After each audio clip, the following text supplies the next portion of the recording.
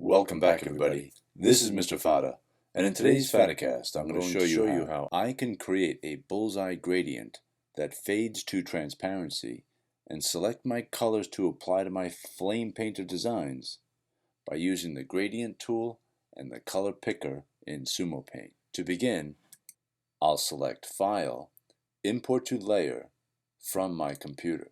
I'll then navigate to a previously made Flamepainter design. I'll resize the picture to fit on the selected window area, making sure the boxes are just outside the frame. I'll click Enter to that and it will make a new layer. I'll go back again, select Import to Layer from my computer, and again pick another picture that you've created either from your Google Drive or from your desktop.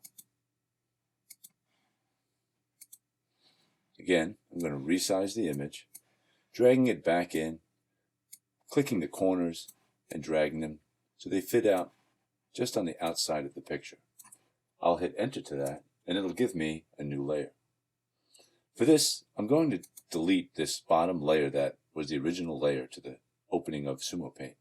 I do that by selecting the layer and then clicking the minus sign below in the Layers panel.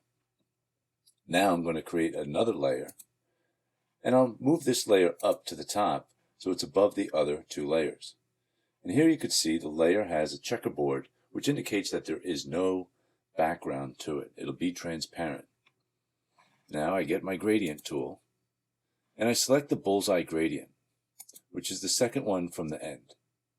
Now I click on the drop-down menu to reveal the gradient selections that are available in Sumopaint.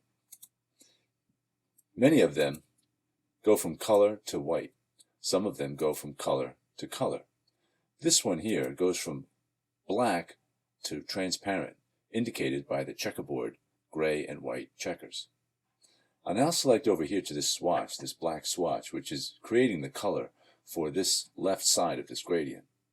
I'll click on this color and notice that there's a little circle right here at the very bottom, which is creating the selection for that window. I'm going to select, move the dot up gradually so you can see how the color changes as it moves up. These windows are in the way, so I'm going to take a second to move them out of the way there and try and establish that again. I can't seem to move the color picker out of the way, so I'm going to close the Layers panel for this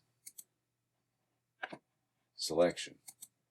There, now I have a red, but I'm going to go with blue so I can see it against the flames. I'll click OK to that and close the gradient picker.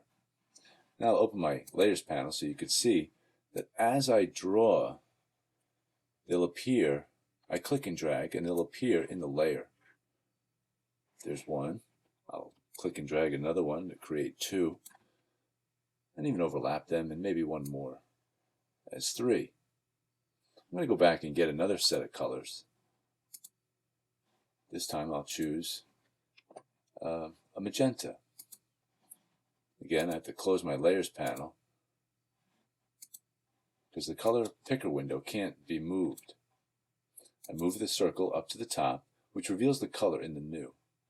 And for this, I'm going to select magenta. I'll close my gradient slider, and now I'm going to create several small ones to balance the large ones and create balance in my artwork. And that's the gradients. So now I'm going to go to my Layers panel, select the layer that I'm in, and change the blending mode to difference.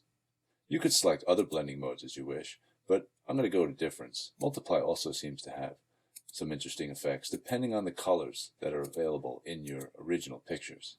Again, I'm going to go with difference. I'm also going to select this middle layer here and change that to difference as well. So, all three layers are now integrated together into layer 2. I then select File, Save to my computer,